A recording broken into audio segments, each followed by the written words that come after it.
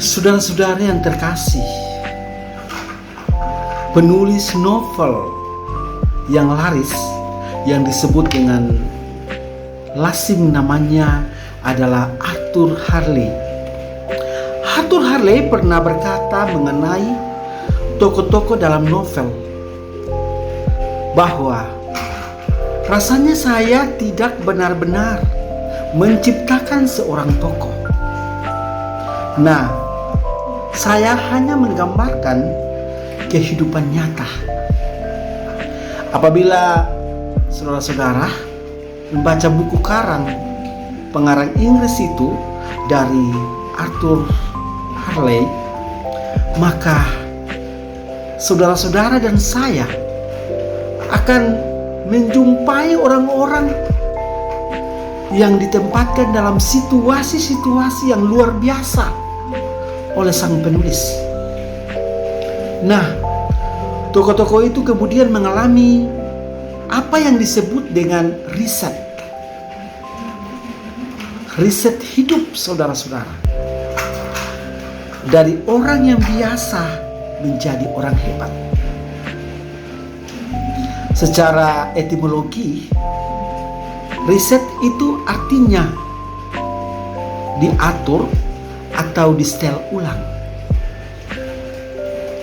Saudara-saudara, kalau HP saudara-saudara, kemudian laptop saudara-saudara, komputer saudara-saudara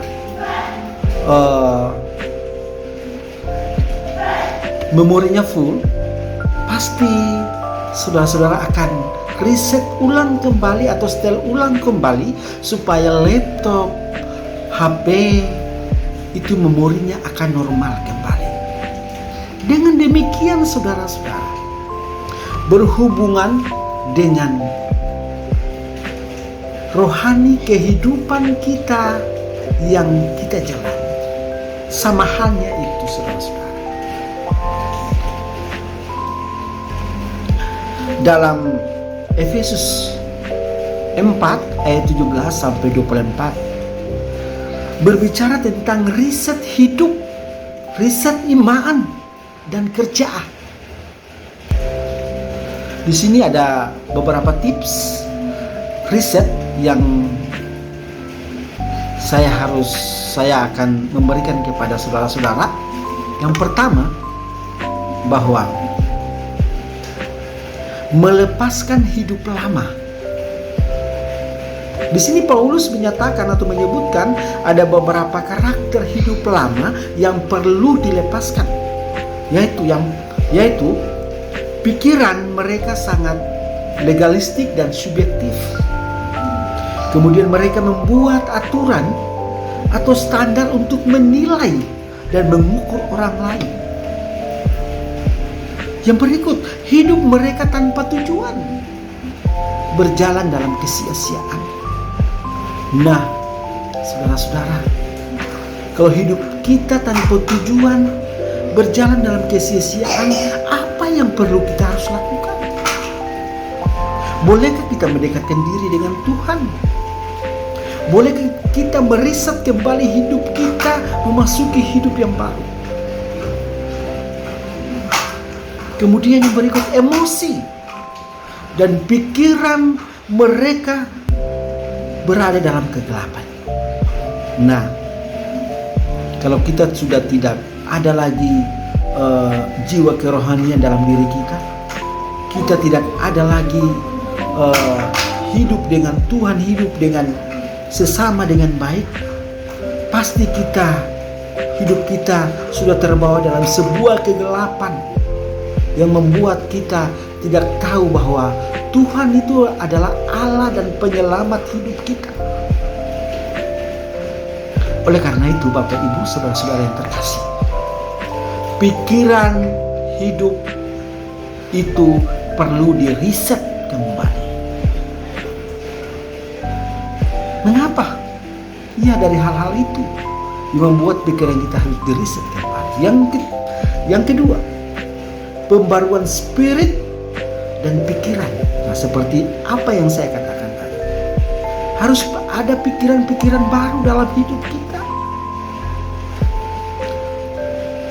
pikiran mereka, pikiran kita, pikiran saudara-saudara yang sudah hidup dalam hidup yang penuh dengan kegelapan, mari kita riset kembali. Karena salah dan sikap mereka diseimbangkan atau dibangkitkan kembali. Perlu ada pembaruan pikiran dan motivasi hidup atau kerja supaya kita bisa menemukan level baru pada kehidupan spiritual kita kembali. Itu yang kedua. Yang ketiga, mengenakan pakaian baru. Bapak Ibu harus tahu, mengenakan pakaian baru perlu ada perkembangan dalam relasi dengan Tuhan. Hidup lama yang pernah kita berbuat, yang pernah kita jalani dalam masalah-masalah, problema-problema, mungkin problema dalam rumah tangga, problema dengan keluarga, problema dengan adik dan kakak, problema dengan tetangga kita, sesama kita. Diperlukanlah harus memakai pakaian baru, menggunakan pakaian baru. Nah, dari situlah langkah baru riset dimulai. Kalau Bapak Ibu, saudara-saudara dengan saya tidak mempersiapkan diri untuk meriset kembali, kapan? Dan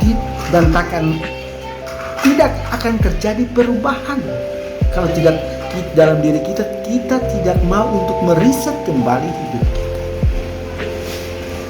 Bapak Ibu yang terkasih,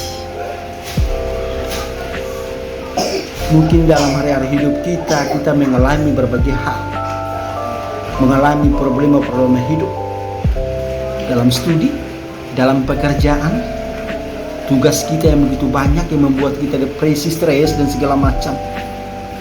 Saya mengajak kita, mari kita meriset hidup, meriset kembali tugas dan tanggung jawab kita yang kita lakukan.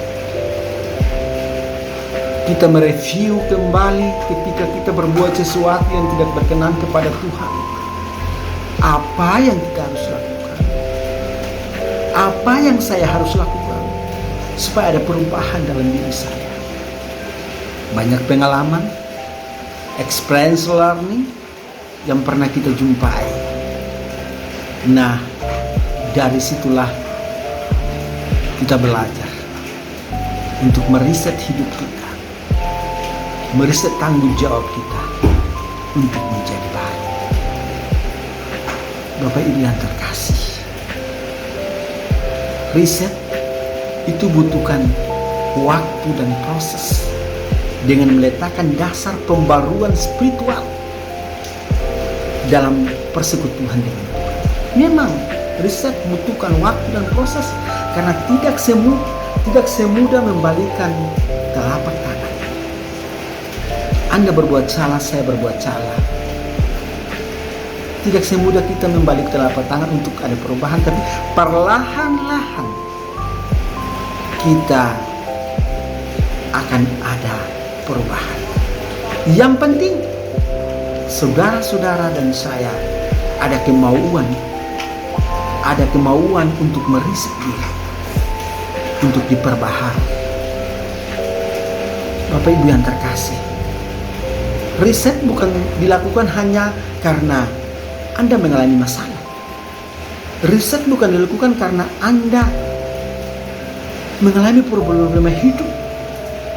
Tetapi Bapak Ibu, saudara-saudara yang diberkati Tuhan, riset dilakukan itu setiap waktu, setiap saat, di mana Bapak Ibu dan saya kita berada. Karena selama kita hidup, selama itu pula kita bergumul dengan gaya, dengan cara kehidupan lama kita. Kita harus bersedia memberi diri disiplinkan oleh Tuhan.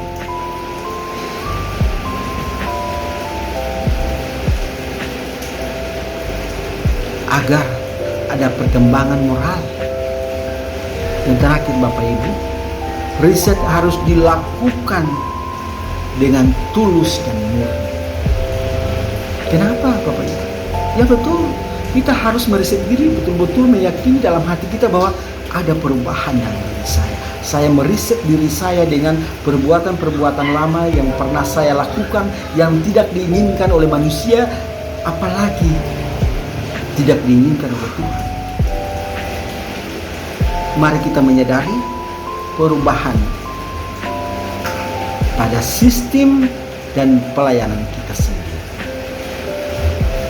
Kita harus mengaktifkan gerakan riset baik dalam manajemen pelayanan, finansial, relasi maupun program pelayanan pendidikan kita.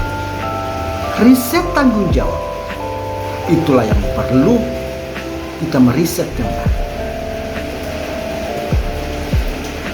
Mungkin ada experiential learning dari setiap person, setiap individu. Ada pengalaman-pengalaman belajar kita yang berbeda. Ada knowledge kita yang berbeda, pengetahuan kita yang berbeda, ilmu yang kita dapat berbeda, mindset kita berbeda, pemikiran kita berbeda. Dengan adanya pemikiran, knowledge, experiential learning, mari kita menyatukan, kita membagikan pengalaman yang baik, kita berikan kepada saudara-saudara kita. Kita mendapatkan knowledge yang begitu familiar, mari kita membagikan kepada saudara-saudara kita untuk mereka bisa meriset hidup mereka jauh dari problema-problema. Mereka boleh memasuki hidup yang baru dengan adanya riset itu. Dengan demikian, dengan firman hari ini mengubah cara pola pikir kita untuk memperbaharui gaya hidup kita dan memasuki gaya hidup yang baru dengan meriset, dengan menjalankan tugas-tugas kita ke depan dengan penuh semangat. Kita percaya bahwa Tuhan tetap berpihak dalam hidup kita. Mari kita melaksanakan tugas dan tanggung jawab kita dengan baik, karena ketika kita melaksanakan tugas dan tanggung jawab kita dengan baik, bekerja dengan tulus, ikhlas, jujur, Tuhan menyediakan bonus itu bagi kita. Bonus Tuhan sediakan ketika kamu bekerja dengan sungguh, dengan tulus, percaya Tuhan menyediakan bonus itu di tempat lain. Bukan hari ini kamu kerja, bukan hanya kamu kerja banting tulang dan kerja harus mendapatkan berkat itu. Tidak. Suatu saat nanti bonus itu Tuhan akan berikan kepadamu.